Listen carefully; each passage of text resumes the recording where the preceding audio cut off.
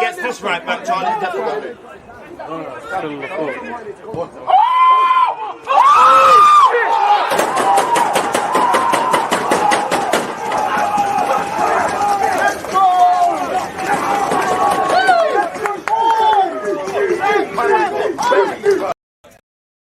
People deluded, I'm back again. Come on, Ian, man. Come on. There's always just that active red flag defending. I think it's like.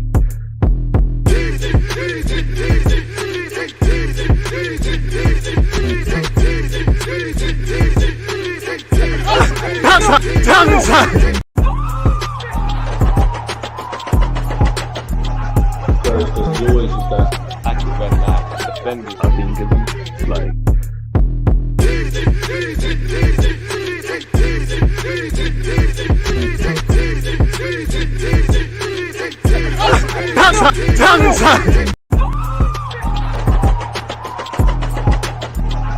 There's always just that active red flag defending. I think it's like.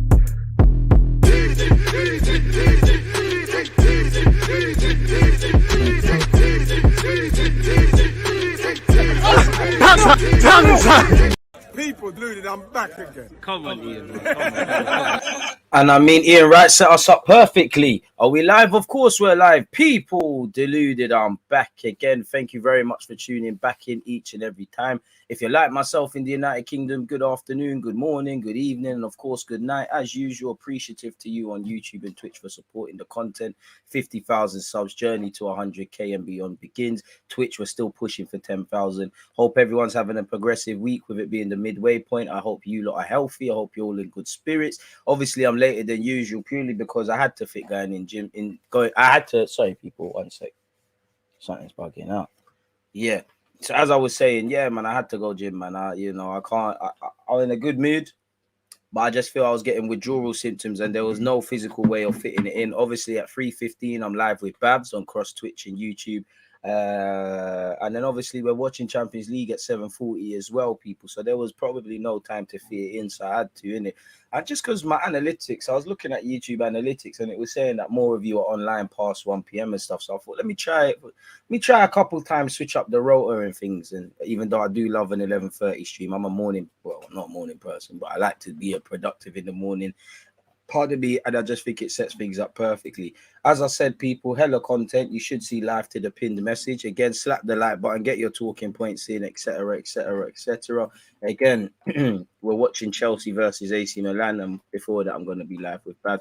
Izzy, don't know what that is, man. Don't know what that is. Finally catching one live against C. Shout out to you. Shout out my Bayesians, man, my guy. I still appreciate you and the YouTube members. I appreciate you for finding time. But go enjoy your holiday, man. Go enjoy your... I see you on Snap and them things there, man. Go and enjoy your time out there, man. You know, don't listen to me waffling about Arsenal. Come back in the evening or something, man.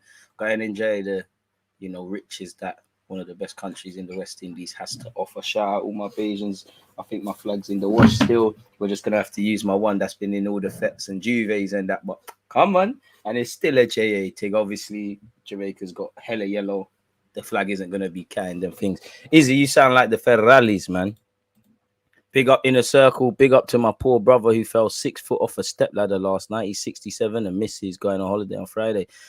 That's shit, man. Thoughts with him. Hope he's doing well and safe beyond the obvious. Wishing him the best return, man. Bloody hell, man.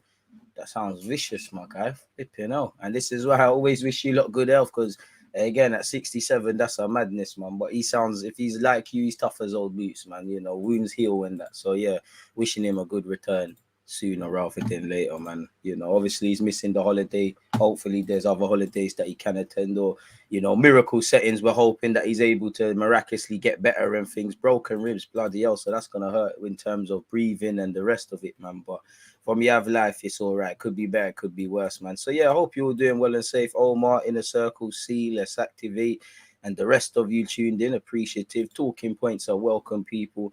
Again, smash the like button. Let me make sure. What's emerged in the last? I actually haven't checked. What's emerged in the last hour in relation to Arsenal? Obviously, big up Spurs for drawing against Frankfurt. You might be joining us in Europa League. To be fair, when you look at Europa League, some teams will get out, and obviously, by the end of today, again, we're watching Chelsea, AC Milan. We're at the midway point. Everyone would have played 3 games or so, people. So things can still happen. But, you know, if you look at it, Spurs will probably go through, but nothing's a foregone conclusion. You know, there's a lot of possibilities in their group. Chelsea are rock bottom of their table, I believe. I do think they'll get out of their group, but Chelsea, Spurs, Barcelona, as you saw, lost again, and they've got it all to do. Atletico Madrid, maybe potentially as well. I don't even know if they're 3rd or 4th in their group. So there's some difficult teams probably going to drop down in from the Champions League in Europa. Obviously, we'll be watching Europa League together, people. Us against Glint. We'll be doing a watch along for that. But that is tomorrow, so we'll deal with that tomorrow, man. Bastoni taking the P out of Gavi. I hear that. Ajax got slaughtered by Napoli, and you know, I'm not a religious follower of Ajax and things, but the Donny who replaced Ten Hag, he might be out of a job soon. And you know, again, I don't watch them all the time, but you know, if you heard me, Bourgeois, and obviously Timber's comments, they kind of went against the manager. The manager kind of dug out the players and things like that, and they kind of publicly, not that they drew him out or contradicted him, but they kind of got onto him really and truly. Hot take: in his time in the Prem, Thierry Henry is the best player to ever play in the Prem. Keyword in the Prem. I don't think that's a hot take. I think that's a fact, really. You know, obviously you could say Cristiano Ronaldo, but people always say, he scored 40 goals in all comps. Okay, how much in the league? Not saying he didn't score a madness. You know, I'd take him. There's a couple, but I'm an Arsenal man. I'm always going to say Thierry Henry and agendas and that. Thierry Henry was a complete player and more. Atletico are rock bottom, so they might just be going out full stop. Shout out my yard tugs tuned in as well. One of the best countries in the West Indies. Shout out all of the West Indies, but you know, the Asian and Jamaican, you know, we got to push agendas and that. Footy chats. One love to the Twitch ones. Predictions for the Arsenal match. What against Glint? Again, as Mikel Arteta, we slightly. There must be his press conference if they can be bothered to even get a Europa League press conference going. Well, no, I can't see anything there, so it's a bit of an L. But predictions: hopefully Tierney, Tomiyasu, Lokonga, you know, these guys can get minutes. You know, maybe even Tomiyasu goes right back. You get Cedric in there, and then Ben White takes the night off, or one of them takes the night off. Vieira coming into the fold, play some games and that as well. Eddie Nketiah and maybe Reece Nelson, Marquinhos. Rest as many players as we can. But Mikel Arteta is taking the group stage serious, and I think it's good. Obviously, Europa League's on Thursdays, but if you know, we are gonna need to significantly bring in some additions if we do get Champions League. But you know, Liverpool have 2 games this week. Big game against Rangers, big game on Sunday. Chelsea have, you know, whatever they're doing. City as well. Players have to get used to playing 2 games a week, 3 games in 10 days, really, because Europa Champions League, there's not going to be next season. There's even less rotation. Ideally, obviously, if we get higher caliber players, you know, we can chop and change and things like that. But it's good practice. And Mikel Arteta, based on what we hear in the media and things, he seems like he's just trying to name his strong team in Europa League, confirm qualification, young players, obviously, Ethan, Koza Dewberry. I would love Miles to be involved, Lino Salsa, Waters, all these guys. The quicker we confirm that, the quicker these lot can play. Glint, I'm sure they shocked Roma last year as well in European competition, so they're not small fry. It's a good return home for, well, are we playing at home or away? Actually, I don't even know. I think we're playing I think it's at the Emirates, but either way, he's playing against someone like Odegaard. I'm sure he wants to play against the Norwegian side. There's also that bit of thing. So yeah, if I'm honest with you, it's not going to be as easy as just saying this, but you need to smack them really and truly. You know, it's at home, so yeah, it's at home. So yeah, that one's irrelevant then. So there's not too much traveling. We need to smack them up really and truly. We need to, in an ideal world, rotating players come in, get some goals, feel good. We keep it moving, no injuries, man. We in an ideal world, we score 3-4, but I think it'll be a closer game than a lot of us are giving it credit for, man. But yeah, it's good practice because, again, if you look at it, just based on what we have now, you know, you could say, I know Xhaka never looks like he needs a rest. And for me, the biggest strength of Xhaka is his durability in an Arsenal team where, let's have it right, you know, you can't really bet on the majority of these players staying fit, or when one key player is fit, the next one's injured. When that player comes back, the next one drops and things like that. You know, the Xhakas, the Partey's, young Saliba, who's played in European competition before, not champs, but played in it, if I can remember correctly. They've got to be able to do it midweek and do it obviously on the weekend, you know. And obviously, it's it only gets worse in European competition, really, because Champions League group stages is one thing. Once you start hitting last 16, semis, quarters, finals, and these things, by God's grace, where Arsenal's concerned, you have to play your strongest players. There's even less rotation next year, in my opinion, or if there could be as much rotation, but we need stronger players. So obviously the Cedrics, maybe if Lokonga doesn't quite show levels, these sort of things, we need stronger players. You know, you look at what Zinchenko and Ben White's versatility, it's almost like a new signing, Ben White at right back to go with Tomiyasu, who will have his time. Tierney and Zinchenko at left back. We need more options, really and truly. So I have to see, man.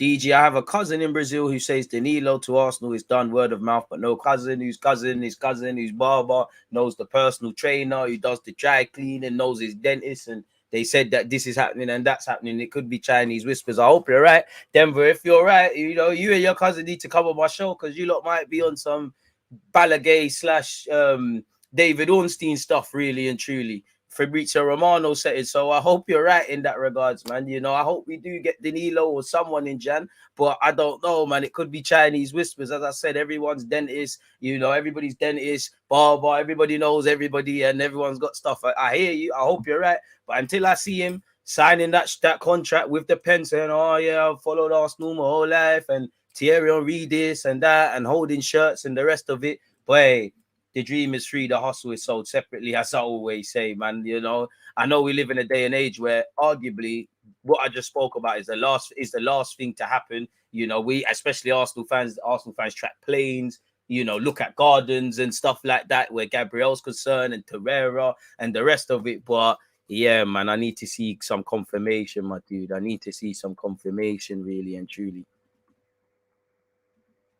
But yeah, less rotation next year if we hit champs, you know. And to be honest, harsh decisions are going to have to be made, because as much as every player has been part of the turnaround, some players are going to have to stay. Some players are going to have to get cut loose, really. You know, I don't know who, but some are going to have to get cut loose. We're going to have to bring in higher caliber players as well, really.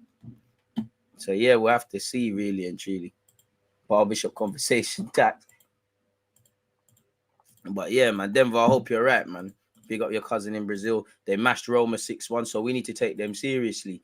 I feel like we should be aiming to win the whole thing. Alex, this is not what you feel. You're right in that. I mean, what we in Europe, Arsenal don't have the richest of history in the Champions League and European competitions. We have got trophies, but if you're my age, 27 or younger, you ain't seen us do nothing in that competition, really. So if you can bring a European trophy, it's brownie points for these players. That's what you're in for. You know, you'd rather win the champs, but European competition, not too many players can sit there and say they've won a European trophy in their careers, really and truly, and FA Cups and Premier Leagues and stuff. When you remove the superficial element of football fans, you know, it is an avenue, you know, to get into the Champions League as well. Ideally, you'd qualify via the top four. We win the Europa League. We go as far as we can in the FA Cup. You know, that would be dream world for me. FA Cup, Europa League in the bank. Top four, that's almost a treble for me, even though top four isn't a trophy. League Cup, you just want to do as well as you can. And as much as it's going well for us and we're doing well and top four looks open season and the rest of it, well, we don't know what could happen,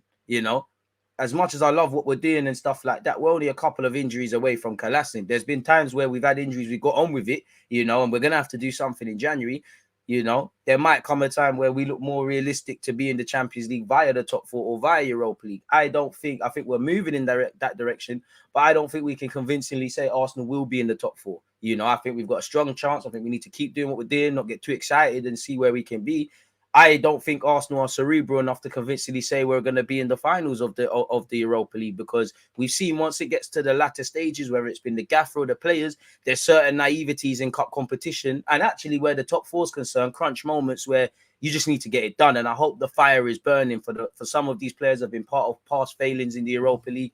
Obviously, the way we turned around last season and ultimately it kind of ended how it started in disaster. I hope there's that fire in their belly, you know. Obviously, when you lot mention Europa League, I'm starting to think of, again, you know, different players. But, you know, we've shown when we've gone against Villarreal, against Olympiacos, against Atletico Madrid, against Chelsea in the final, for one reason or another, it hasn't quite been there. There might come a time where Europa League looks better than top four, and we have to adjust accordingly. And this is why you need a squad, really and truly. So you're fully right to think that, my bro. Like, what are we in this competition for? There's obviously some big teams in the Europa League, and there's gonna be some to drop down. 9 times out of 10, it's the team that you don't think are the favorites are the ones that do things. As we just kind of said, potentially.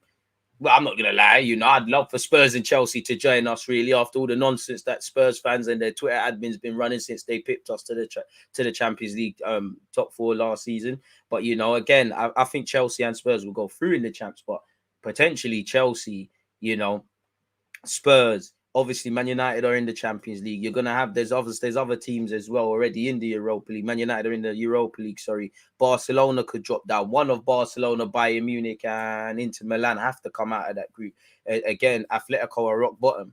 And you can't, everything's still to play for, but they, they're our nemesis in this competition, and they might actually buck us there. So we're going to need to do what we can. But as I said, the quicker we can confirm qualification, the quicker other players can get rests, the quicker other players can maybe get opportunities that, because we've been doing all right in the league, Mikel Arteta can't just play everybody for the sake of it, really. So let's see what's going on in that regards, man.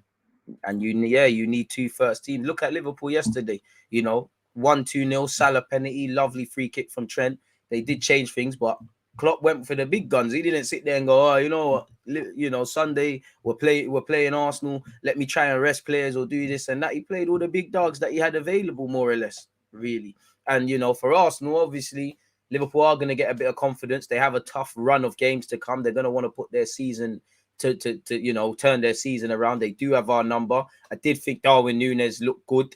Apart from the scoring, obviously looks a bit like Bambi on ice, but Gabriel and Saliba are going to have their work cut out. And I'm keen to see if on that left-hand side, if we do go with Zinchenko or Tini, because Gabriel and Xhaka are going to have their work cut out on Liverpool's right-hand side. And again, we'll focus on it when we get through this week, people. But do we do kind of what we did a couple of years ago against Liverpool, where Aubameyang was on the left and he just stayed there, and it's up to Trent. If Trent wants to go forward, then them things and Fabinho and Van Dijk can help him, fair enough. But capitalize on that gap, Again, there's probably never been a better time to play Liverpool in terms of their form and our form. Dare I say we could even be potential favourites just based on form, but they have our number. It's another big game as part of a big month. Obviously, there's 8 games left to go, people. If my maths is correct, 6 by the time we've played this week. So we're going to have to see what we're saying, really and truly. So, yeah, man. It is what it is. Don't forget, 3:15, I'm here with Babs. 7:40, we're watching the Champions League, folks. So, yeah, big up you lot each and every time. Let's leave it at that. So, yeah, man. What else are you lot saying? Lokonga plus cash for Locatelli and Jan, a persistent rumour. I'd love for it to happen. I don't really want to get rid of Lokonga, but, it's Locatelli, innit? I'm a fan of his still. Arsenal fans were watching clouds when we were signing Gabriel. We're crazy. Confirmation is always required, no matter how much of a done deal it is. Amen. Martinelli versus Trent. Saliba versus Firmino. Ben White versus Diaz. Van Dijk against Jesus. Looking forward to the weekend and loving my chances in these matchups. Club Brugge 3 wins out of 3 is a fairy tale settings. Yeah, Club Brugge are doing their thing. I think the most entertaining teams probably been Napoli in the Champions League. I think they've scored 12 goals across 3 games. I saw a statistic. I can't remember it, but apparently in the last 3 games, they've scored about 7% of their Champions League goals. Napoli, bro, I can't say this brother's name, but he's lit. He's lit. He's lit. He's at Napoli. He's lit. Saliba versus Haaland, who will win? We'll cross that bridge when we get to City, man. But I'm going to say Saliba, but there's no shame in getting ripped by Haaland, Again, Saliba is human. Haaland ain't, man. I don't think Haaland's human. I just think I just think once the game's done at City, they just pack him back in his box, put his charger in, and they just leave him there until match day. I don't think he trains. Can anyone say they've seen this guy in and around Manchester? The guy is not human, man. Really and truly, the guy's crazy, and it's all right for some. I love Gabriel Jesus, but Haaland makes everybody look at their striker a bit sideways, like, why are you doing that? But yeah, it's crazy. Zinchenko playing means we can overload that midfield, but yet it makes us susceptible on the left-hand side. It's a 50-50 call. And that's true, but Liverpool are better attacking side, twice the attacking side of Spurs, really. You're going to get Trent, who, you know, is going to leave gaps. But as Klopp's saying, that's the way they play. Salah is out there as well. Liverpool do have midfield runners. So you could go with Zinchenko. It worked against Spurs. And you could go with Tierney, who's a bit more switched on. I'm just thinking about when Gabriel was pulled into that channel and what we can do. You know what? Where's the tactics board? Where's the tactics board? Because, you know, Spurs sit back. So you can kind of get away with certain things. Where's the tactics board thing? Big up you lot. Keep your opinions and that coming and all those sort of things, people. But yeah, just on this Liverpool example. Now, if we was to, I know Liverpool changed it up and moved from their 4-3-3 to 4-2-3-1 yesterday. But if we just say Trent, obviously, you know, you got Trent there. Let's just put everybody there, man. You know, just focusing on Trent, folks, for a sec. You got Trent, you got the fullbacks, you know, again, not to scale, and it's terrible by my own standards. You got the three in midfield. Let's just go with that. Just don't know why I did it like that, but there we have it. And then you've got their three there, yeah. Obviously, I don't know why I made them red, but we're at where we're at now. Obviously, you've got two centre halves, right? And when we do go forward, it is basically a back three. Ben White does go forward sometimes, but, you know, he lets Xhaka go forward a bit and other things go on the pitch, people. But if we just focus on our back four, now, again, Liverpool go forward. They're not Spurs. You know, Spurs just wanted to sit back and try set up not to lose.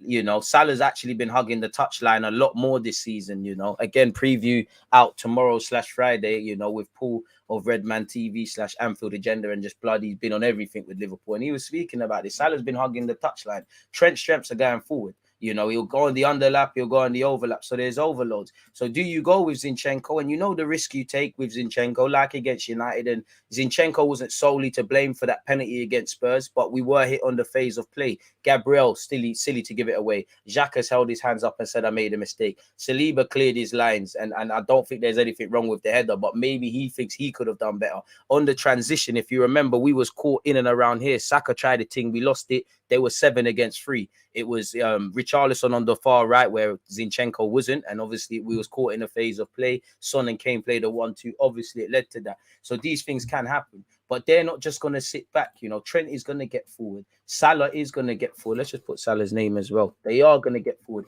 This is why, for me, the left-hand side is vital because you're going to have, you know, Zinchenko might go forward, do his inverted thing, but then there's gaps.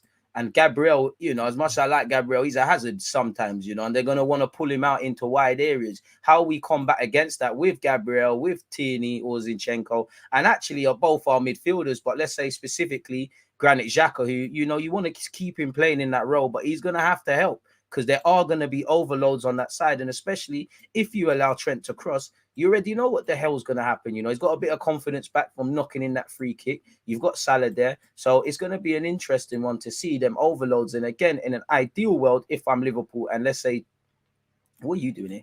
That's Granit. Move for a sec. You know, even Tierney goes and does invert. But let's just say that's Zinchenko. You know, Zinchenko's leaving gaps. Like you saw against United, Gabriel's pulled out wide and pulled everywhere. Saliba's now made a gap. Ben White's going to have to cover. That could present opportunities on the other hand side. But then again, you're starting to see the gaps. This is why I'm somewhat saying, do you tell Zinchenko, keep doing what you're doing, but just switch on a bit? Do you go with Tierney? And whoever is playing on the left side of midfield, which is going to be Xhaka in his advanced role, you're going to need 1, 2, and 3 to kind of mitigate against that. And they're one thing, Liverpool have runners. You know, we've been conceding some silly goals courtesy of midfield runners.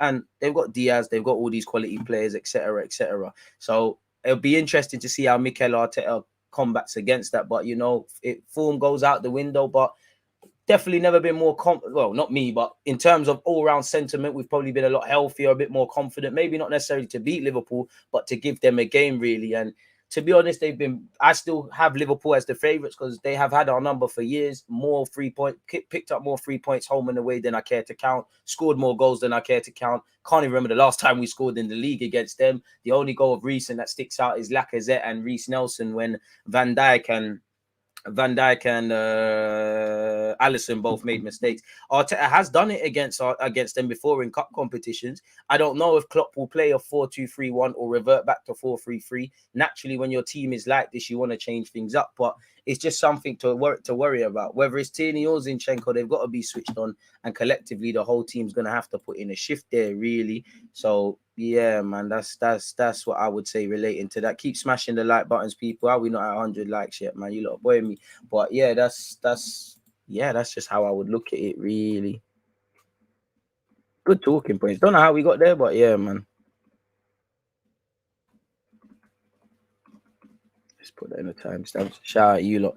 Maybe go to a back three against Liverpool. You could, but I don't think we're mature enough to kind of, you know, we're in a groove of form right now. I just think if we change it in a big game like this, I'm not against it, of course, and you know, it's as attacking or as offensive as you want, but I just think we're not mature enough to be switching up tactics and things. I think we've got alter things within the framework, but I think we've got to keep the four at the back, keep the partnerships going.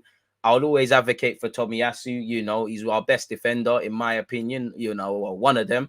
But Ben White's playing unbelievably well. Zinchenko or Tierney's, give or take. Gabriel and Saliba are the centre-back. So maybe. But then again, you know, Liverpool look like, you know, when you do the low block thing, that used to be their problem. When you do the low block thing, they struggle to break you down. Now, I think the best way to go against Liverpool is to be sensible, especially on the transition. They probably, like Spurs, will score against us, sorry. But it's probably best to just have a go. Be mature, of course. Be street smart. You know, ride off the home fans, ride off our form going into this game as well, and the confidence. You know, not that I think Liverpool obviously the form they're in, their confidence is somewhat shocked, but you know, I think they've got a real good mentality. But you know, play on these things. Where, you know, we do very good in the first 10, 20 minutes. You know, first halves. Play on all of that. Try and hit them. You know, try and expose Trent defensively. Try and ask questions of the centre halves. Just try and ask questions of a team that is struggling to keep clean sheets, really and truly. But mentally, we're gonna have to be with it. So let's just see what happens in that regards, man. Really,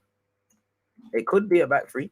Klopp finally changed to a 4-2-3-1. Been making this shout like everyone else. 4-3-3 ain't gonna work at the moment. And again, it gives something. Maybe he'll go 4-3-3 at the weekend. But if I'm Klopp, that might just put things in the air for Arteta, really, because obviously Liverpool, you know, for years 4-3-3. Arteta might have been planning for that all week. If he's watched last night's game against Rangers, which he must have, he might think, oh, you know, the way they play 4-2-3-1 and what they do 4-3-3, it might be a bit different. You know, it's a game of chess, really and truly.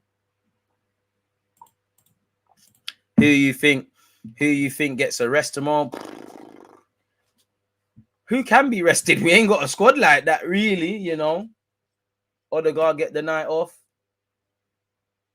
Might come off the bench, but, you know, I think Xhaka will play. He's one of the most durable players. I would like Xhaka to have a rest because, you know, you're always there and you're not invincible, even though in an Arsenal team that can't stay fit, you are almost indestructible. And definitely when you're playing how you're playing. But, you know, if you could rest Gabriel, if you could rest Saliba, Ramsdale probably comes, he doesn't play, Turner does.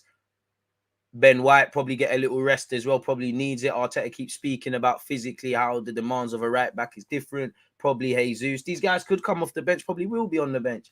I don't really know, because who could we, you know, Partey again, wrap him in cotton wool. You know, I wouldn't be surprised if I had to guess, not that I could guess anything, but I would say what? Xhaka, Lokonga, Fabio Vieira, Eddie Nketiah up front,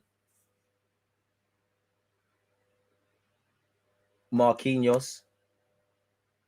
But then again, you could even, but who is there? Like, you probably have to lean towards Jesus, really, now.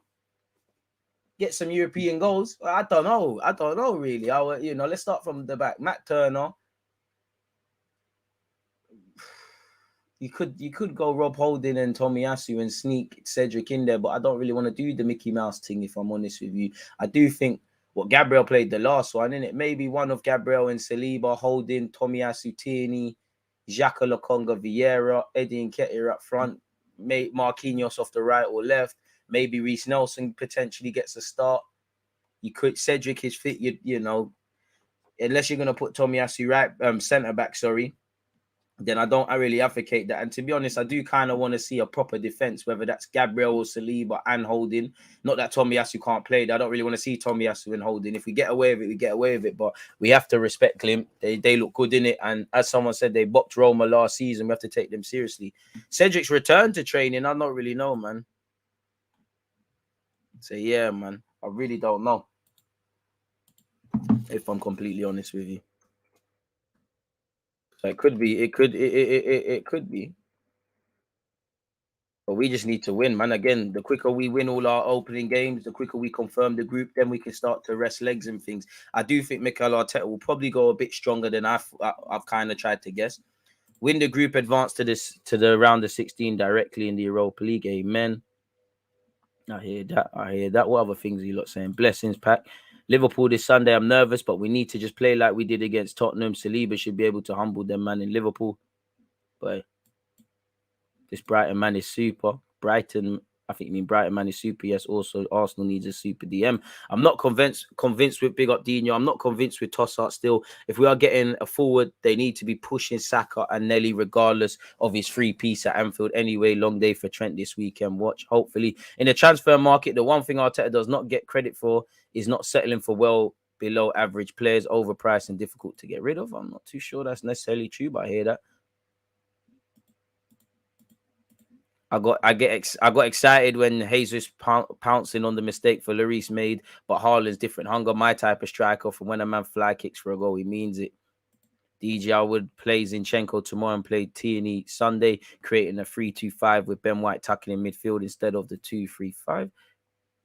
You know why Arsenal are so hated is because we're the only side in England to be undifferentiated both sides for the season. Arsenal ladies as well. I don't know, man. To be honest, I don't care if Arsenal's the most loved or hated. If they hate us, it is what it is. 1 minute they mock us, then they praise us, then they praise us, and they mock us. We just need to just focus on what we're doing and where we're trying to take this club, man. Leave the noise, really. You know, I say that for the players. I say that for everyone directly connected with the club and the fans, you know. Again, for life and in life, I would say, especially with social media, until we see something that's nonsense and learn to air it rather than give it engagement and things, people are going to do that. The platforms are going to do that. Right now, Arsenal's best thing since sliced bread in the public's eyes or the media, you know, and they're still trying to pick little things apart. We're giving young players debuts. There's issues, you know. Arteta has won against Spurs. There's issues. They're finding things. Stop feeding into it. If they hate us, they hate us. If they love us, they love us. And that goes for everyone, man. Their opinions don't matter.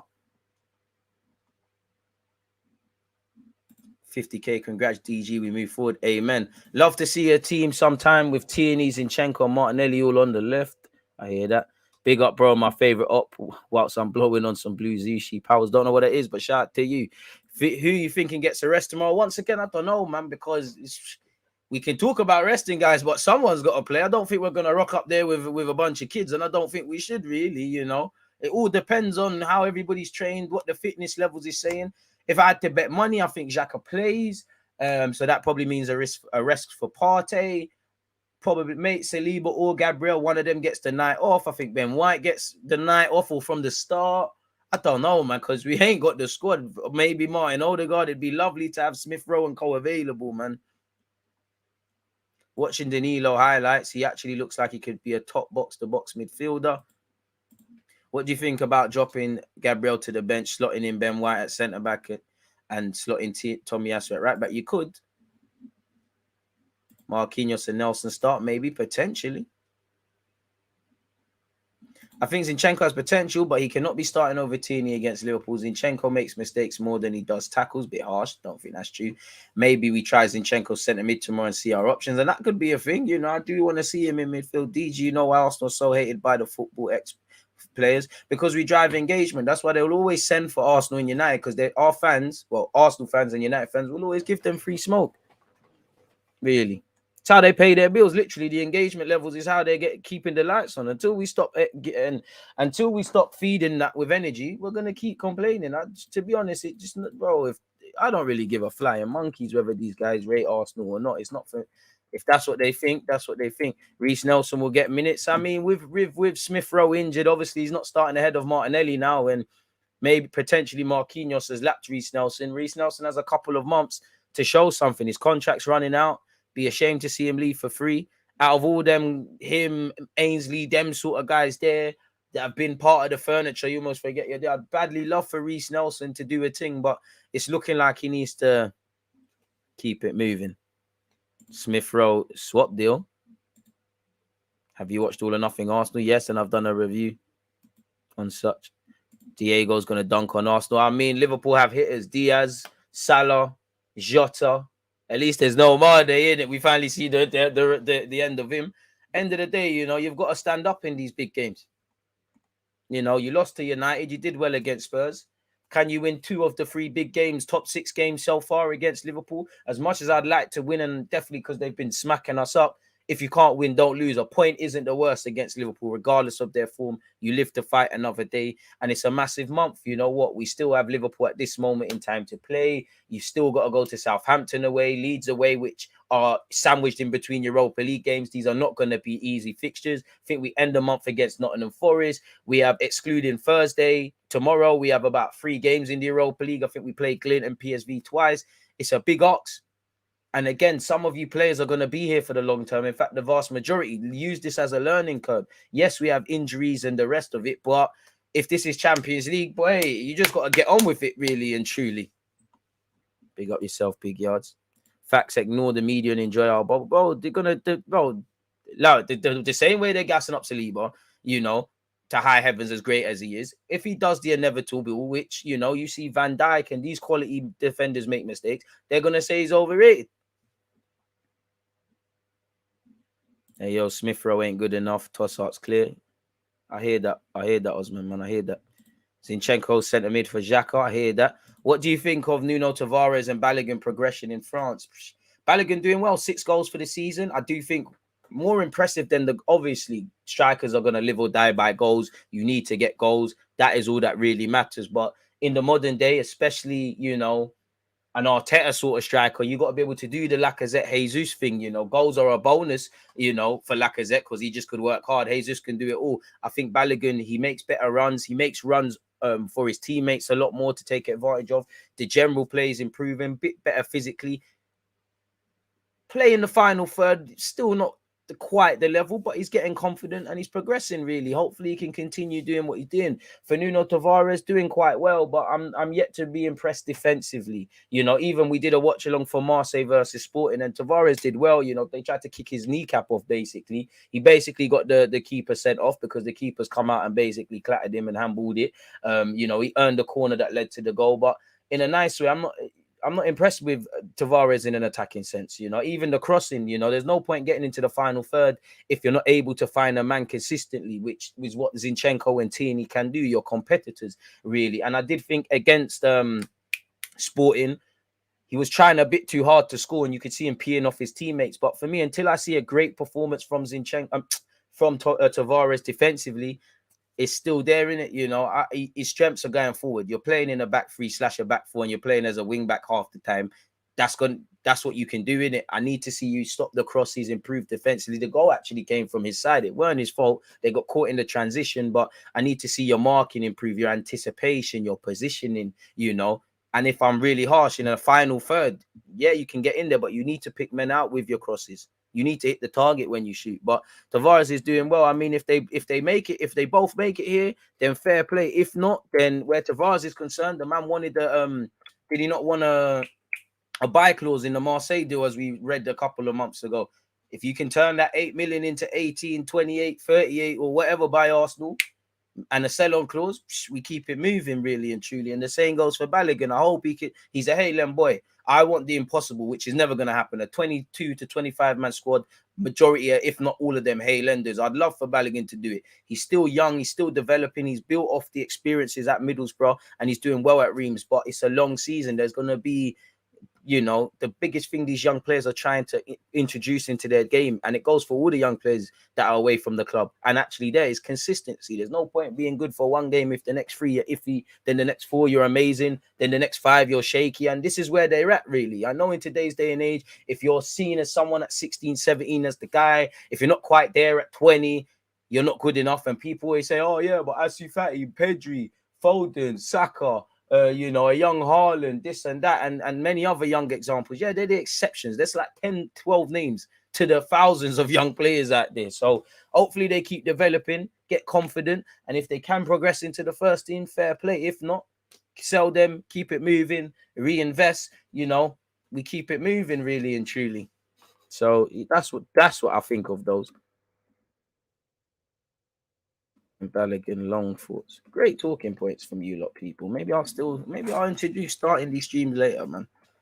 Keep the same back four for this game because we need to be consistent at the back for Liverpool. Can see Tomiyasu coming in as a sly left-sided centre-back option, maybe even for Gabriel. And I mean, you could be right because Arteta always says you can't tell me what foot he is. I didn't make it. I hear that. Trossard, I hear that, man. It's Smith Rowe FC, but I hear that, man. No more Mane 5-minute elbows, true, but the rest of the Liverpool players, Trent likes to kick people and that. Sambi about to be 23 soon. We can't talk about him as a little man. Yeah, he needs to make significant progress. I feel those who said Arteta out when we lost first 3 games last season, these fans should get out of our club. I mean, I didn't say that, but people are allowed their opinions, you know. It's a results-driven business. As long as you can hold your hands up and say I was right or wrong according to whatever variable, you know, if man are showing you reasons to be confident, be confident. If you're seeing reasons to think things are shaky, you know, it's shaky, isn't it? I do think there's too much of football fans trying to laugh at, man. Or you didn't, and I was an Arteta, more leaning towards the side of being in. Oh, you didn't believe in Arteta, now you're seeing it. You're not intelligent, blah, blah, blah. You wanted Arteta out, boom, boom, boom, boom. You know, you wanted Arteta in when things weren't happening. But it is what it is, man. Long may this thing continue, man. That Sporting keeper, Adan, he needs to keep it moving, bro. He needs to keep it moving. Ben White pocketed Zaha, Son, Diaz, pending. I hope so, man. Rashford beat the allegations, but I hope so. Brighton would want 50 million for Trossard. With a year left on, he's still able to talk to clubs abroad in January. I don't know about that. Trossard's a good player. I take him in the squad. I don't really know if it's what we need and can really take us to the next level and all of those sort of things, people. But I think he's a tidy player. He's a big game player as well. He seems to always turn it on in the big games. He's experienced in that. We could do a lot worse. Admittedly, if we're bringing someone in that can play in a wide area, I want better. But Trossard even sourced us last year, and he's a technical man. Brighton have technical players, but we have Vieira, Smith Rowe, Zinchenko, all these dons. He'd be able to cook. I don't think he raises the curtain. I do think it's easier said than done. And maybe we need the Champions League to obviously be able to say this. But I think we need to start looking at curtain raisers. We need guys for the depth and that. But I would like a curtain raiser in the 8th position at Arsenal. I would like a 6 that is kind of levels and stuff like that. I think that's where we need to start going. People that really take, like you see how Zinchenko as well, but Jesus has raised the standard of this starting 11. Saliba at this moment, like a new signing, has risen the standard of this starting 11. Mudryk or Trossard, DG, Leroy Sane, if we can get Champions League, I hope so. I don't know about that. Mudryk or Trossard, DG, well, Trossard's got got longer in the game left in it and things like that. So I'd lean towards him, but Trossard could be a cheaper option. And admittedly, if we're into that, I'd rather us just keep it moving and do a next thing and bring someone in. Hearing on Twitter, TL Zinchenko didn't train today because of precaution. Here we go again, DG. Let's hope he's all right. Arsenal need a player like Gakpo. He's a bit too raw for me. Bro, who cares? I wanted him out, but he's doing well. If he gets top 4, may he continue. Amen. DG, we were discussing Maddison yesterday. I think he's a quality player, but I would take Trossard over him. think he suits our system better and can play on both wings and provides competition. I hear that. Tavares needs to start scoring again. Atalanta calling. Brazy. I hear that, man. I like Tavares. I'd love for Tavares to obviously become a better defensive left back, because that's where his errors are, you know, and just learn to be a bit more calculated. But if that doesn't happen, keep it moving, man. Enjoy it, DG. It feels good to be hated. It just means your team is shelling it.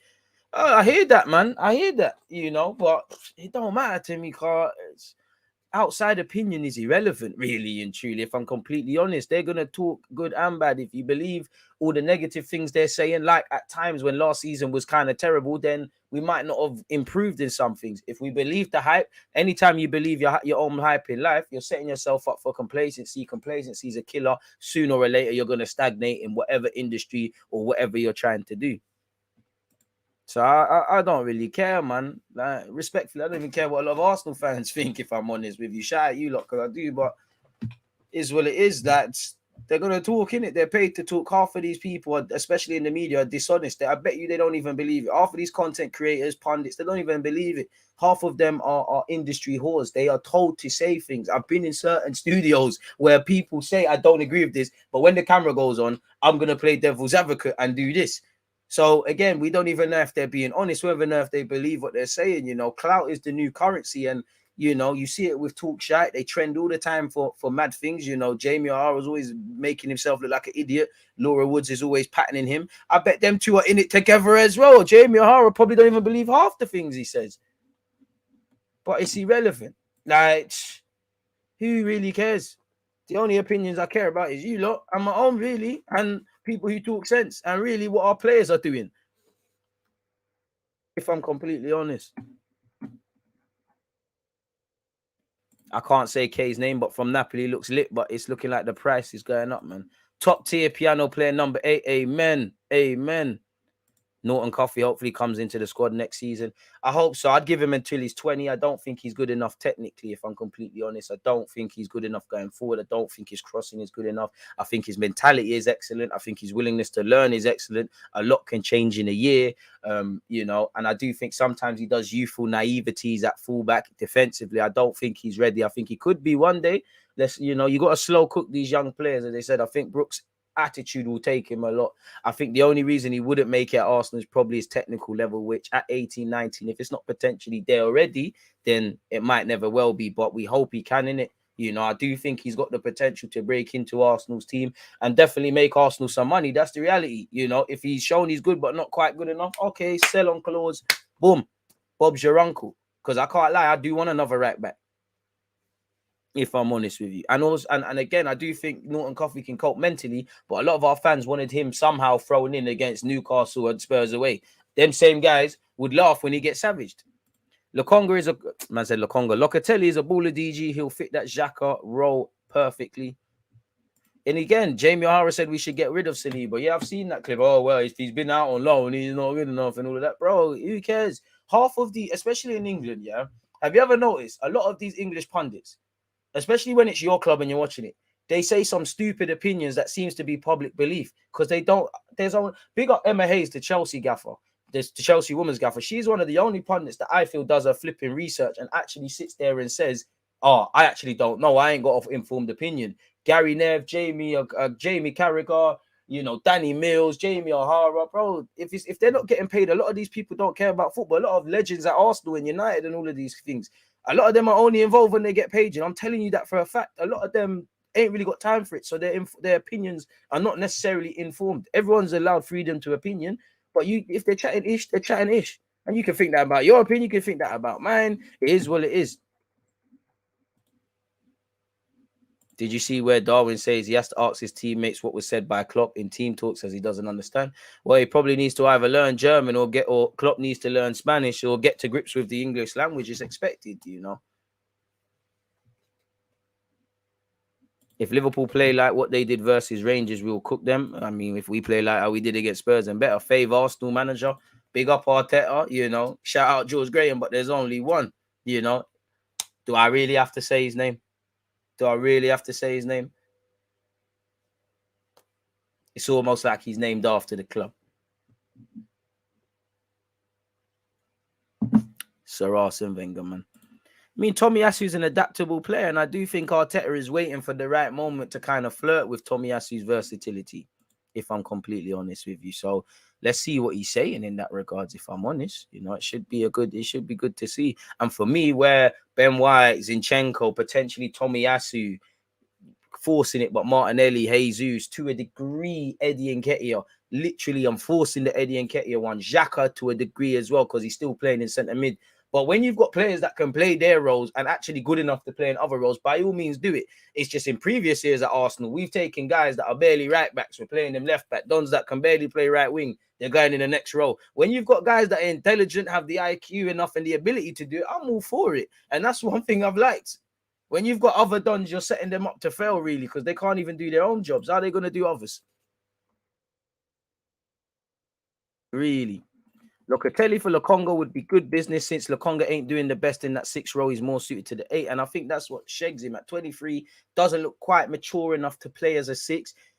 For me, I don't want to see it as an 8. I want to be proven wrong. I'd love for him to. I'd love to wake up one day and he looks like Paul Pogba, or he does a madness. But I can't lie, bro. I don't want to see. Look again. Arteta does it. Support Lokonga. I like Lokonga, but that's not the 8 we're trying, bro. You're not doing what Xhaka does to a better standard at this moment in time. If you could show it, why not? You're not. I don't. I want to see someone do better than what Xhaka is doing, if anything. Obviously, you've got Vieira, Smith Rowe, Zinchenko, Odegaard, Smith Rowe, if I haven't said that, guys that could be flirted with playing in the 8 row. I want to see Dons that have that sort of skill set. Pardon me. You never know what experience and just playing a bunch of games and being confident can do for Lokonga. He has got an eye for a half decent pass. Didn't he play the pass for Martinelli's ruled out goal against against United? But then again, you should expect a Belgian international, someone that's bought for 20 million or something, that's playing. You should expect a Premier League footballer to be able to do that. And it's not about doing that. It's about doing that slightly consistently.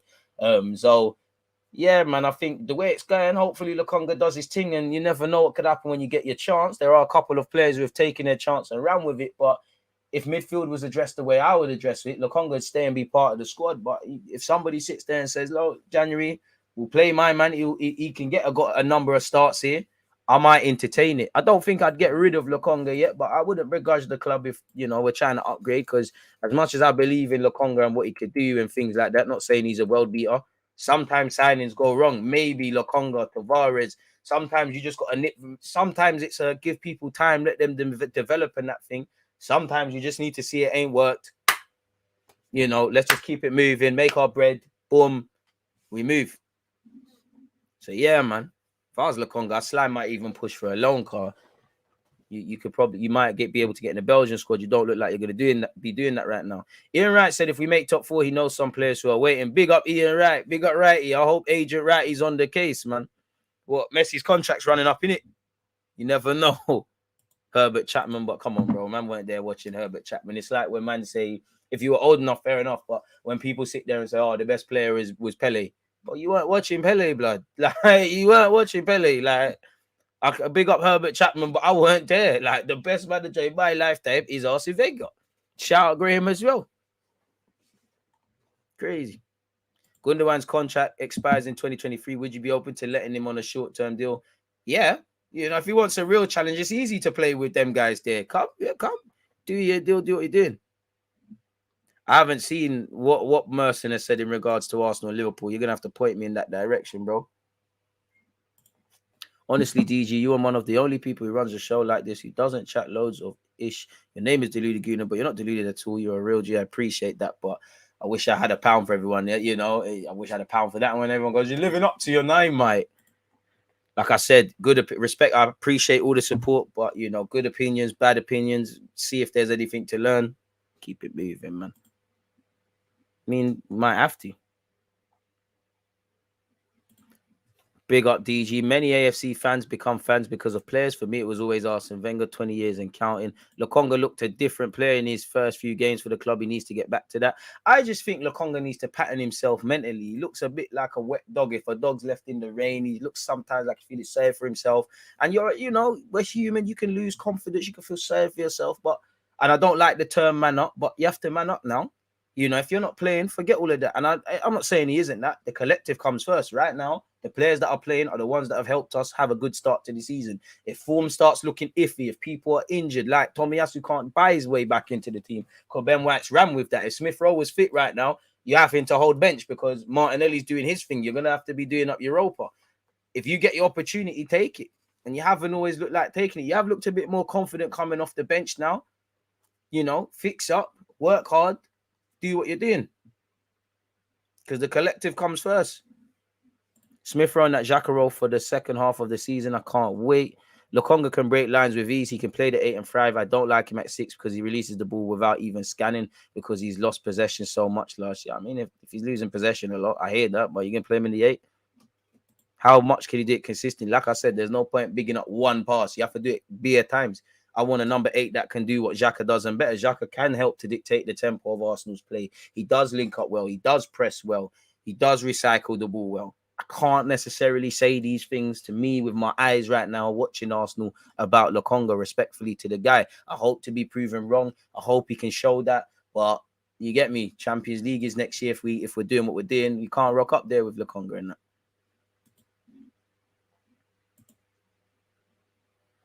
Man said, I hope Righty ain't talking to dead ballers when he said that. Eddie in the documentary telling him to man up, he should take his advice. It's true, man.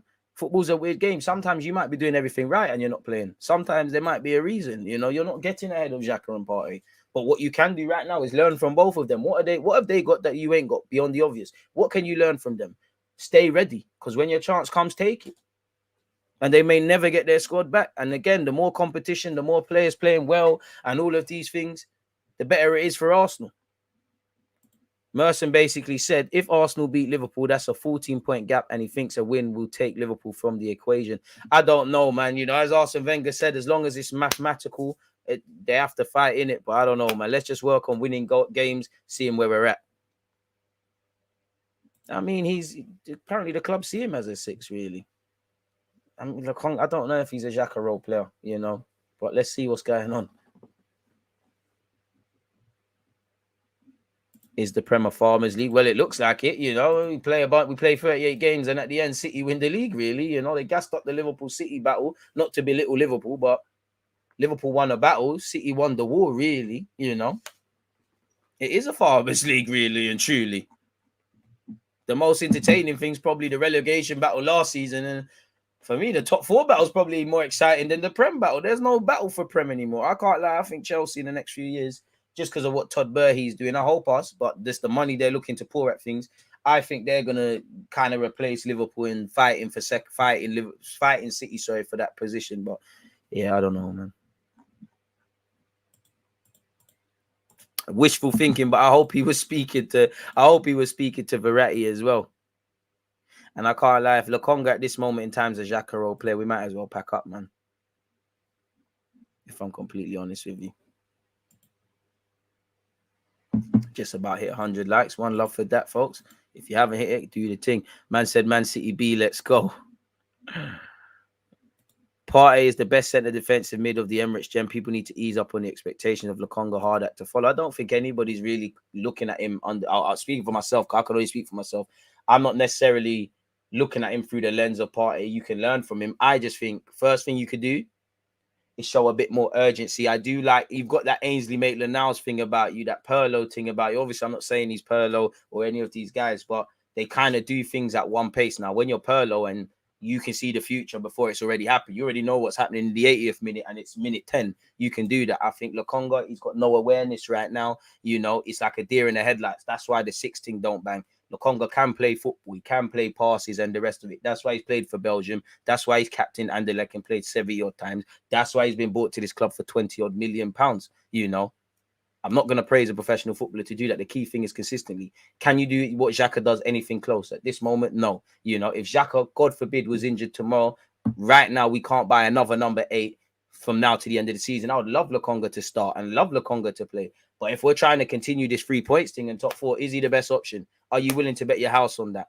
Or are you going to lean towards Martin Odegaard, Smith Rowe if fit, Fabio Vieira, who Arteta said can play there amongst other positions, Zinchenko, who can play a bunch of roles and there. You know, so everybody develops at different rates. But yeah, man, we do need to see a bit more significant progress from Lokonga. You know, I just think if he stops feeling sorry for himself, improves off the ball and has a bit more anticipation, I think he'd do a lot better. Shout out Charlie Patton over there at Blackpool. Like Arteta says, slow cook him, we get there, sort of thing. So let's see what's going on. He's all right on the ball. Off the ball, the awareness as well. And to be honest, him coming off against Man United kind of played a part into us conceding.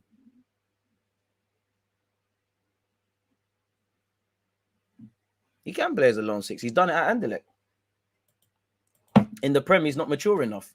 If he needs his hand held, how can he lead others? It's like the blind leading the blind, which is why I said off the ball, confidence is what needs to improve. You know, how many times have you seen a footballer who looks like he can't pass the ball? The next week or 2 games in, there's a bunch of form. He looks like the best player on the planet. I do think he needs to get confidence, and I think the fans have been giving that to him, if I'm completely honest with you.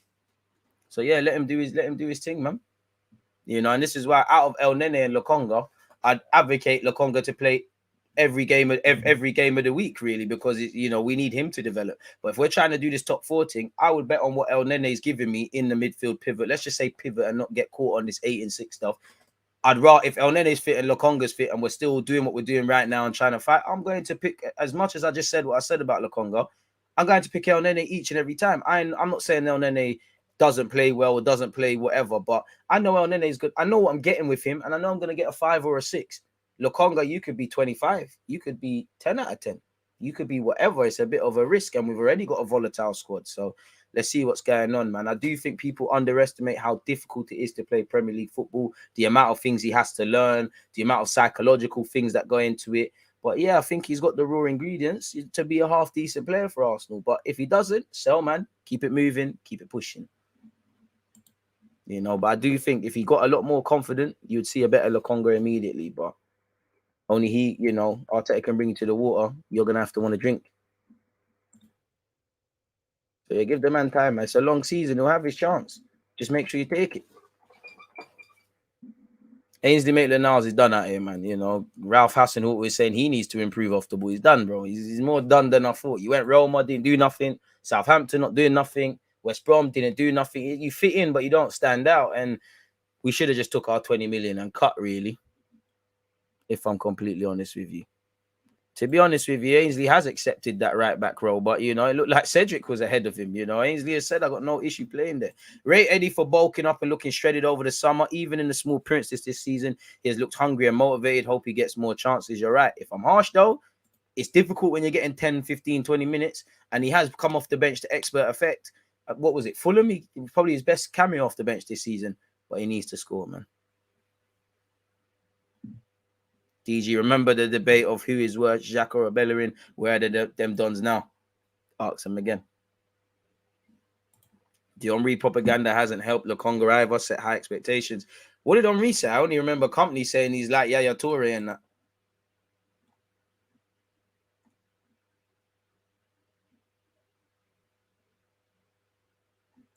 I mean, I'd love it, but, Lokonga is at this moment in time, you're not 8 I want to see, For me, you need to be one of the technically best midfielders, technically wise, in the squad. You're not better than Xhaka on the ball. You're not better than Vieira. You're not better than Smith Rowe. You're not better than Zinchenko. You're not better than Odegaard. But if you can find a role for yourself and do your thing, do your thing. I want better than what they have.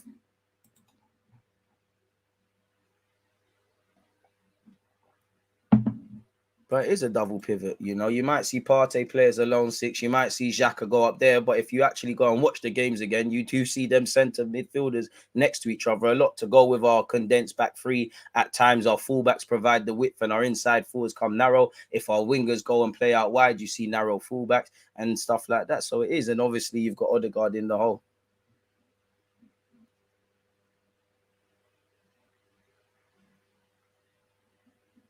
Lokonga is not a good 8 or a 6. So I don't know what he is, to be honest. I'll be patient. Patience is patience. And he only played, obviously, he's not a kid. He's come into this on 76 appearances for Anderlecht and captaining them. So there is something, there is a base to build on, and hopefully he goes. Like I said, from now till January, we're going to need the whole squad. God forbid, but if Partey gets injured again, Lokonga, there's your opportunity, man. I do think there's a player in there. It's just about getting it out now. He's, players are at different levels. If you was to look at rawness, I think probably Lokonga and Tavares probably the rawest of the young players in the squad. So we're going to have to see, really and truly. How many appearances has Lokonga actually played for Arsenal at this moment in time as well? I don't think we should give up on him yet. What would that be worth? Pardon me. This season, he's been subjected to 7 appearances in all comps. Only time he's got 90 minutes is in the Europa League. Across the 6 appearances in the Prem, he's played 195 minutes. Played 31 times for Arsenal to go off the back of 78 appearances for Anderlecht. So he's still he's experienced. He's got a good experience to build on. But that's someone that's just over 100 career appearances in the senior game. And he's got about. He's played 25 times in the Prem, and in the Pro League in Belgium, he's played 61. So there is a degree of inexperience and a one-cap wonder. Keep going, man.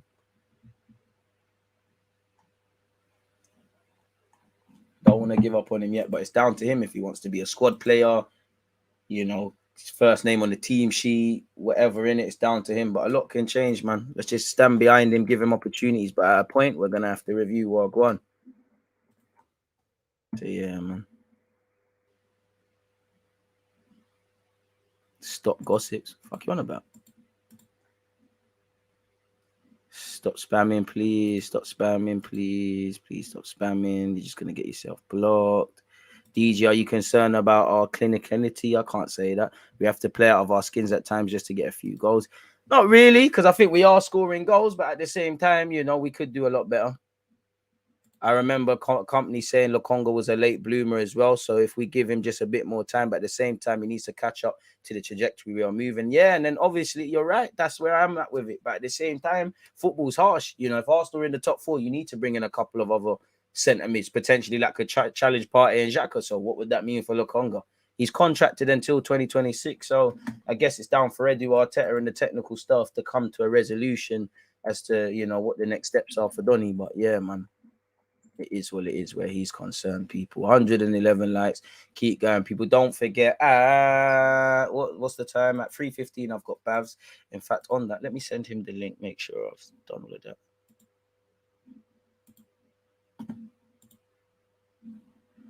Where is it? Where is it? That's at 3:15. Invite guest. Cool. I've sent that to him. So he's got the StreamYard link. So yeah, Babs at 3:15 across Twitch and YouTube, folks. So yeah, man. Hey, mate. Vieira is developing good. Hopefully he turns into that Bernardo Silva for Arsenal.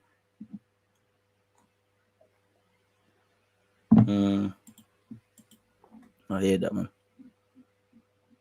Arsenal do need a midfield overall, honestly. Still keep Xhaka and Partey. The better we get, less time you get to prove yourself at a top club. Lokonga needs to remember that we can easily replace him in Jan. Boy, I mean, the fans have been backing everyone, but at some point, you know, you have to back yourself. The fan, you know, when have you heard in previous years guys are scoring own goals and they're getting chance? You know, there was times last season where we got dealt with and, you know, quite poor on the pitch. The fans still singing Super Mikel Arteta and the various player chances.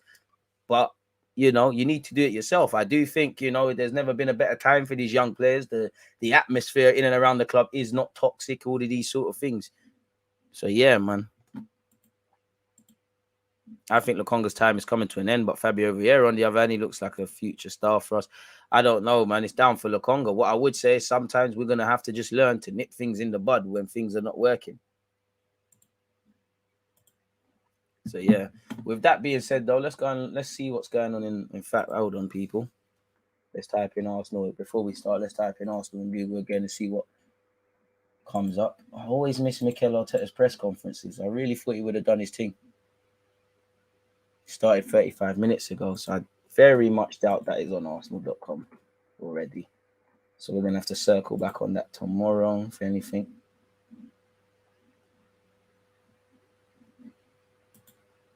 Sometimes I wish Arsenal were like a couple of other clubs in that regards. A couple of other clubs, you know, I remember Conte doing his. Not that I ever want to be like Spurs. They were doing it early in the morning, man.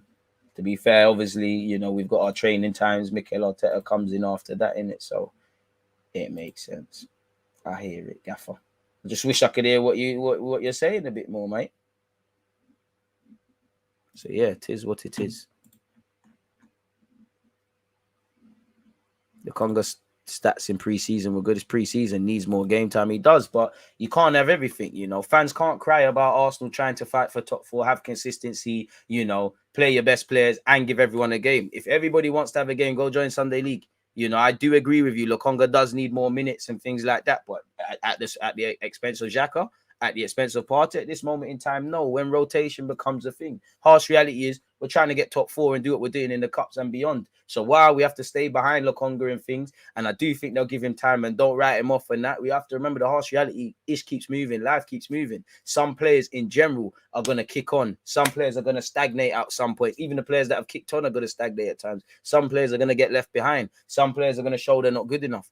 We can't, at this moment in time, beyond being a bench player, Lokonga's not getting in nowhere near significant Prem minutes. I hope to God he does get a chance and he takes it. I think there's a player there. But pre-season don't mean nothing. Like, you need to do the business right now. Pre-season's to install tactics and things, and we're seeing it flourish. Your stats are irrelevant, and especially against some of the teams we're playing, with the exception of Everton and Chelsea, off the top of my head. I mean, I don't know about him becoming a scapegoat because he's hardly, he's a peripheral figure. I can't speak for your reality, but I don't think people scapegoat Lokonga. Definitely not in my reality. No one barely talks about him. You're not really relevant like that, respectfully to Sambi. I do like him. If you remember some of my vids, you spoke about him, Jeremy Doku, Yuri Vescherson, when they're all at Anderlecht. So I hope he does a thing, but I wouldn't say there's a scapegoat. If anyone's become the scapegoat, it's Gabriel for me. A lot of the criticism warranted, a lot, unfortunately not, but this is the life you live in, it really and truly. You're a hero one week, then you're a villain, really. And things can change, Man, question Ramsdale. They can still have question marks in terms of just positive criticisms over him, over Ben White. Even I remember over a Smith Rowe, every now and again, Smith kills flow and question marks over Saka and all of these things. I remember some fans actually thought Saliba weren't good. Some fans actually said Saliba, there's got to be a reason he's not there, and the rest of it, go and prove people wrong. Arsenal fans weren't saying it, but if you believe the popular media believe, Tomiyasu's not a right back, he's not a centre back, he's not good, what's going on there? Why are Arsenal buying him? Sky Cavell said Tomiyasu worked out all right. Only criticism is he can't stay fit in it, really. So you can look how Aaron Ramsey's career at Arsenal started and look how it ended. Some fans were crying. I remember when Ramsey used to get scapegoated quite a lot. Look how it's changed for Granit Xhaka. I think a lot of people could see he's a decent player with a couple mistakes in him, but look how it's changed for him. Won his first player of the month and all them things there. So big up him. Shout out to him. But yeah, on that topic, people, let's cut through into the popular topics just the headlines that are going on. Keep your opinions and that flowing, people. People always try and things, always do that, man. I don't know who DJ is. Bro. And I haven't said anything bad about Sambi, I don't know who DJ is, Larry. If we're going to start getting names incorrect. I don't know about none of that, bro. The J and the G, there's a H in between them on the keyboards. But DJ, I know Spence plays for Spurs and I live in North London, and we're both fullbacks, but I don't know him. But when you find him, let me know, innit? I don't know who that is, my guy. What I always find a bit funny is when you're overpraising, nobody says nothing. When you're talking about things, everybody's saying you're doing this and that. What happened to just honestly saying everything? The good, the bad, the ugly, and ultimately the reality in the middle. I hear it. Football's an emotional game. You either see what you want, but ignorance can be bliss. Anywho, getting into these reports, people, and see what's going on. Apparently, we've been drawing praise from Thierry Henry, people. They are back to competing. Careful, Henry. Some Arsenal fans of a certain generation were slagging you off for, avid high expectations of Arsenal. But my favorite player to ever play for this team, Vieira, you're up there as well. Vieira, you, Bergkamp, Perez, many, but Ashley Cole as well. I know he turned pagan, but yeah, what is it? 8 games in the league, back to competing. I would say.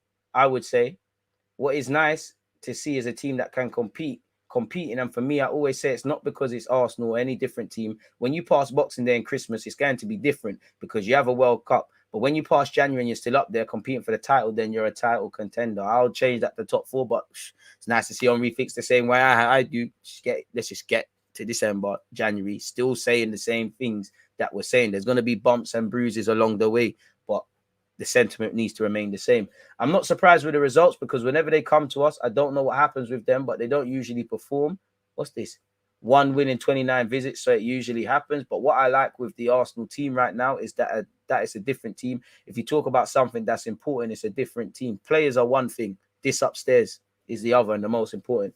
Gabriel is really changing. Not only him, Saliba at the back allows them to play in a back 4. So Mikel goes into what Pep does with City, with Zinchenko. Xhaka is playing way better, and Henry was very critical of him. That's what I was more impressed with than the result because that happens all the time.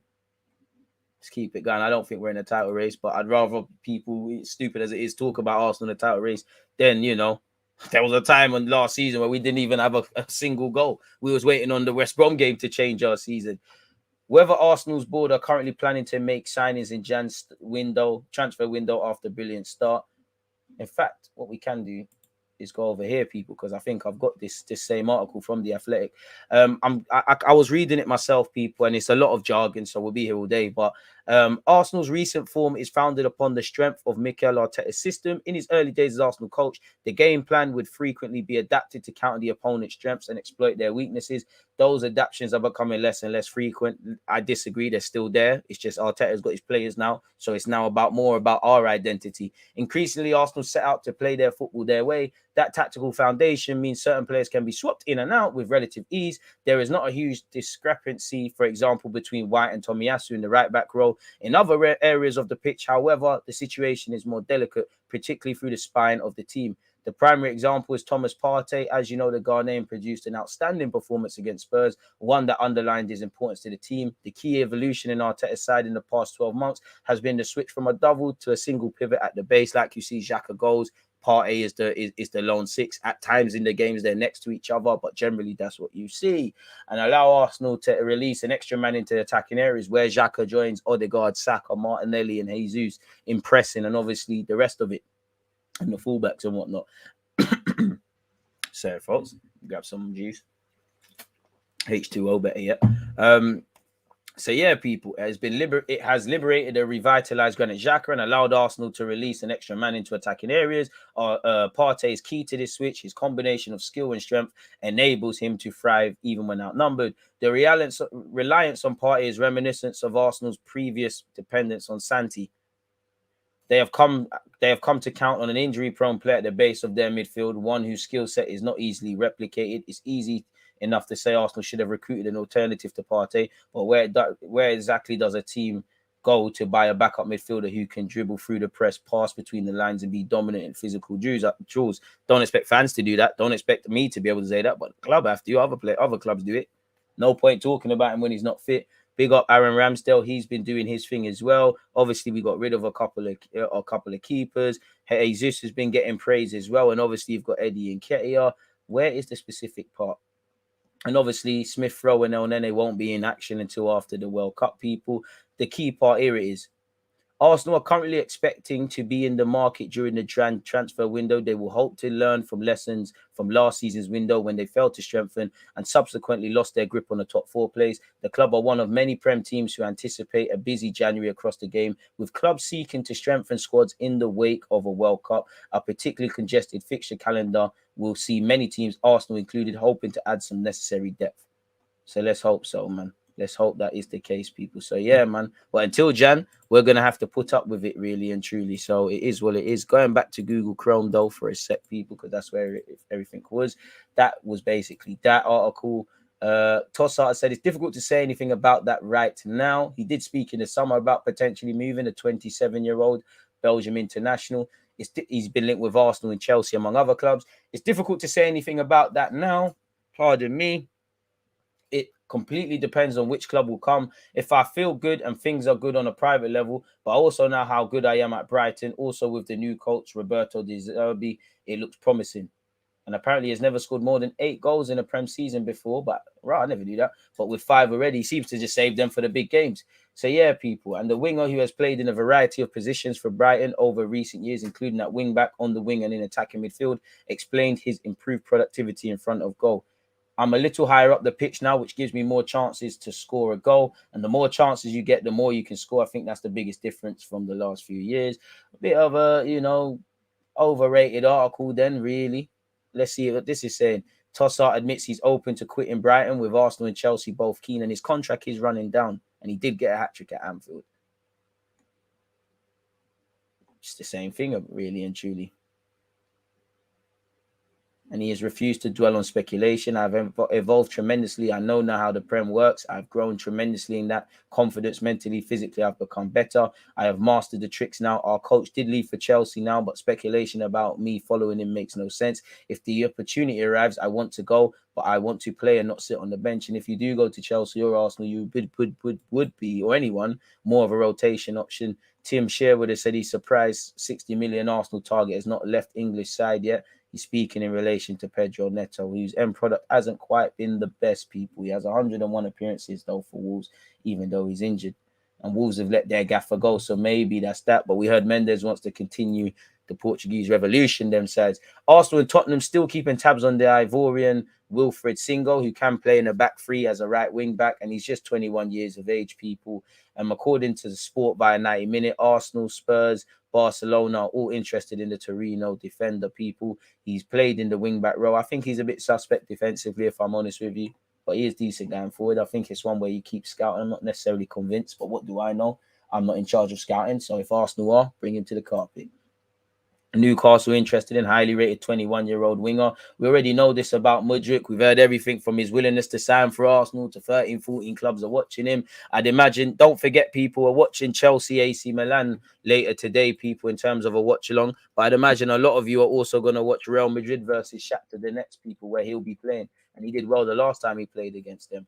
Everyone and their nan's been linked with him, people. At this point, SC Dons will get linked. Rig up SC Dons and what they're doing. But at this point, they're going to get linked with a bid for Madrid.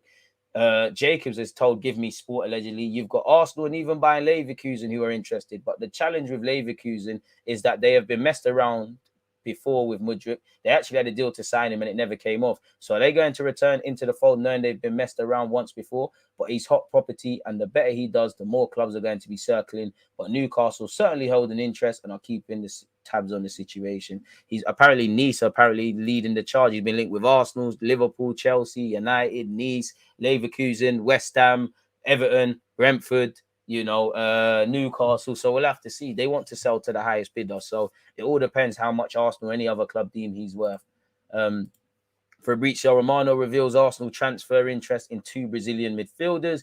Arsenal still have Aston Villa midfielder Douglas Luiz on their list ahead of the January transfer window, while they also had an interest in Palmeiras youngster Danilo during the summer, people. Specifically, what has he said? Danilo is one of the players that Arsenal have tracked during the summer, but it was never close to being completed. Palmeiras wanted more than 35 million euros for him, which is a myth. Douglas Luiz remains on the list, but nothing has been decided yet for January, says Fabrizio Romano. So just make sure we bring something in it, really. Arsenal are willing to offer Albert Sambi Lokonga in exchange for Juventus midfielder Locatelli. I don't buy this. Locatelli, it didn't work. We wanted to sign you. You wanted to go to Juventus. They spent 40 million euros on you. Allegri might not even be there. New manager might get something out of you. I don't know what he's on, but I don't really buy this, really. I don't buy anything that goes with, we've been taken around the houses with Italian media and players. So we'll have to see, people. But apparently Arsenal are willing to offer Lokonga in exchange. How much is Lokonga? How much is Locatelli rated at, and how much is Lokonga in theory going to knock off the price if it isn't a loan deal? I don't think it makes sense, and it doesn't seem like there's any real credibility for this. Let's click the original article. Locatelli is back in the sights of Arsenal, which proposes a counterpart to send the deal through. Scrolling all the way down, Lokonga, who arrived at Arsenal in the summer of 2021 for Anderlecht, is not engaging and is finding little space for Mikel Arteta. He's played 6 game segments at the start of the season, but is behind in the hierarchy of the Spanish coach. This is why Arsenal are thinking of offering him to Juventus in exchange for Locatelli, a midfielder that the London club likes. Locatelli is not considered an absolute starter for Allegri, who stressed that in full the Italian midfielder is not fully in his plans. However, the former Sassuolo man, I think, has shown that he can be important for a great team like Juventus, but the call from the Premier League could push to change direction. The exchange with Lokonga is a concrete possibility for both clubs, considering the market value of both players, which is around 30 million euros. Lokonga rated the same as him. I'm not too sure about that, but Lokonga has been linked with AC Milan and Roma, so maybe there is Italian interest, but I don't buy that, both in terms of us getting rid of Lokonga already, or us going back for Locatelli, or this swap deal thing. But whether it's Locatelli, Douglas Luiz, Telemans, whoever has been linked with this club, we need a midfielder or two in Jan, innit? Allegedly, Arsenal reached agreement in principle on 52 million Bukayo Saka deal. So the quicker he can sign a new deal, well deserved. He's set to multiply his salary many times after finalizing a deal worth 200k a week, which hopefully it's a 5-year deal. It ties him down till he's 26, and then at 26 he'll probably get a decent deal as well. And he does deserve to be in the higher bracket of Arsenal players, and you hope Saliba and Martinelli and everyone else can follow him, people. But until my man is, holding the shirt, or they're taking the pictures and he's signing his new deal with the pictures at London Coley or Highbury House or wherever, everything is still up for debate. It seems like it's moving in the right direction. Hopefully we can keep it that way. Arsenal have been linked with Marcus Rashford again. Not too sure I believe that, probably because his contract is set to expire next summer. United have an option to extend it by 12 months. I don't think Rashford will leave United. He was linked with PSG over the summer. I mean, could do a lot worse, but I don't need to stop him scoring against us. So that's how we gave this guy a career in the Prem, really. But I can't say I buy that, people, at all. Once again, we've been linked with the next Luka Modric. Once you hear that, of course, you're going to be interested. Rennes midfielder Measure has been linked with us for a while, and we apparently have sent scouts. So again, a new day, a new midfielder. Why not? When I think of Croatian midfielders, they're very good technically. And this article says he's predominantly an 8 that can play as a 10 because of his technical ability and positional intelligence. And he's got comparisons with Modric as well. So let's see what he could do. But yeah, I don't think, as you see in many aspects, it doesn't help really and truly. And he would not come cheap, people. And he's also got interest from Atletico Madrid. So how much are Rennes prepared to accept to depart with him, really? Well, yeah, we've seen this before. We've been linked with Modric. Modric is better than all the Brazilians who have been here. Fair enough. Modric did say once upon a time, Arsenal are a very good team from my side. I can't say no, but you can want to join us. We could want you, but P's need to be made. What's been said here? According to another Italian publication, Roma have now agreed a new contract with Zaniolo, and he's drawing interest from Arsenal and Spurs. He's always linked with Spurs. Maybe there's legitimacy in that, or maybe it's the Conte factor.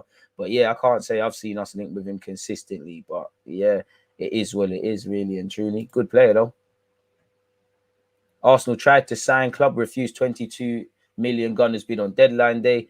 Palmeiras, we kind of know this already, but they refused to sell Danilo to us. What has this journalist said?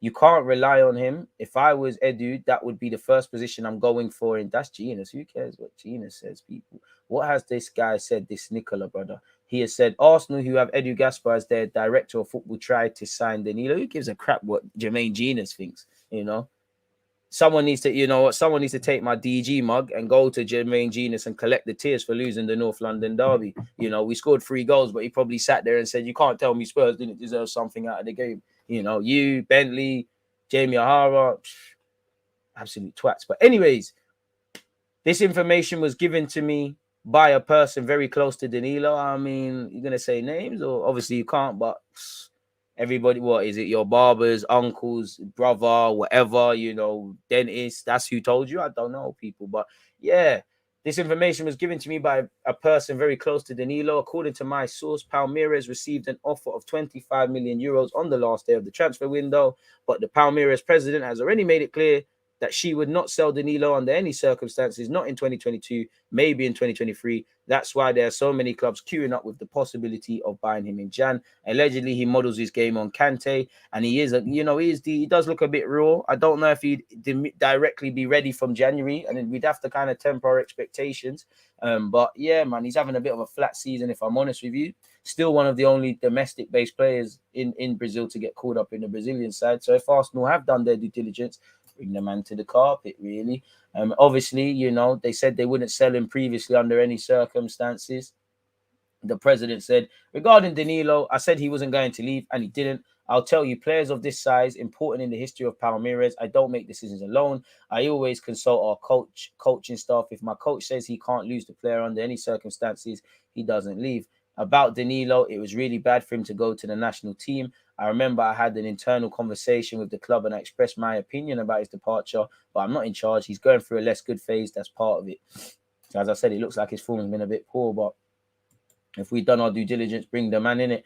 Apparently, Yuri Telemans will reportedly wait for the World Cup before starting advanced talks with other clubs about his future beyond this current season. That is what Fabrizio Romano said. There are still no concrete updates for Telemans. For sure, he's not extending his contract with Leicester. But at the moment, there are no advanced talks with any club. It will start during, on, or after the World Cup, people. So that's that. So unless Arsenal have anything new. No, if that is true, hopefully Cedric and Nelson are back fit. We need everybody fit, whether we rate them or not. So yeah, man, if we have agreed the new deal for Saka, and hopefully the rest of it could be good. And yeah, man, apart from that, been linked with the same old, really. So yeah, I can't really say I'll buy any credibility and buy anything these lot are saying, people. So yeah, that's that, really and truly. Locking that off now. That's 128.30. It's news. And actually, let's grab that. Let's slap that in here. And yeah, the timestamps are there. Don't forget, I'm live at 3:15 people with Babs as well, where we'll be speaking Arsenal, Liverpool, Arsenal, Spurs, anything you lot have to say, and the rest of it. Lateness is greatness, man. What do you mean stop being sensitive? It's banter, bro. Get my name right or don't ask me no questions, bro. Am I a prick? Like, what the fuck? If you don't value someone's name, you don't value them. What the fuck? I don't know you from nowhere, blood. Now I'm getting sensitive because it's banter. Now, if you want to be offensive, we can be offensive, bro. Purple deluded today, one love. I mean, I hope AC Milan win, but I think Chelsea are due a win. The scapegoat thing is a weird one for me. Man perform and they get less grief from fans. Xhaka is playing well, less mistakes and dumb ish going on. So man in on his case. You can never please everyone all of the time, innit?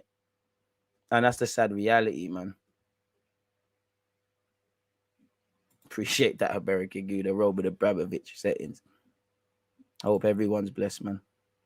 Juventus don't normally develop players like Lokonga. I hear that. I hear that. I don't buy it anyways. I don't really buy anything that comes out of the Italian press.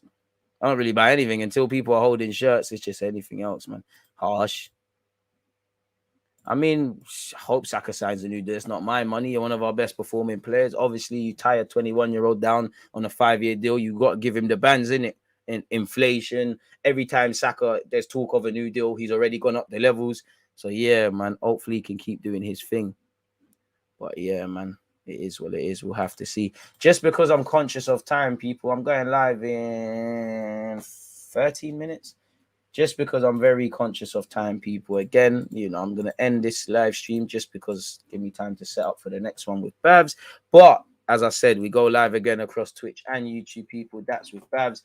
Then obviously it's Chelsea versus AC Milan at the end. Yeah, man. Pay the lads, all three of them 100%. Oh, the spammers are out, so we're finishing at the wrong time. Right time, sorry. Make sure you're hitting the like button, you're subscribing, you're turning on your notifications, and I'll see you lot in a sec, people. As usual, appreciative of all you lot support, appreciative of everything you lot do. Without you lot, the platform wouldn't grow. Appreciative of hitting 50,000. Twitch gang, one love. Again, see you lot in a sec, people. There's 2 more live streams to come from the guy, but for now, I'm going to have to love and leave you lot and lock off this one. Peace out, man. There's always just that active red flag defending. I think it's like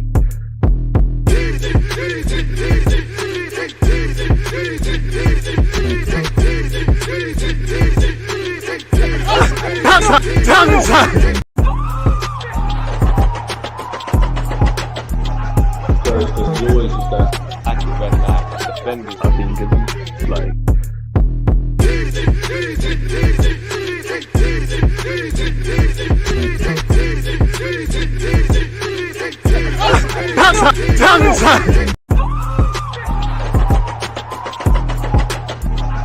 there's always just that active red flag defending. I think it's like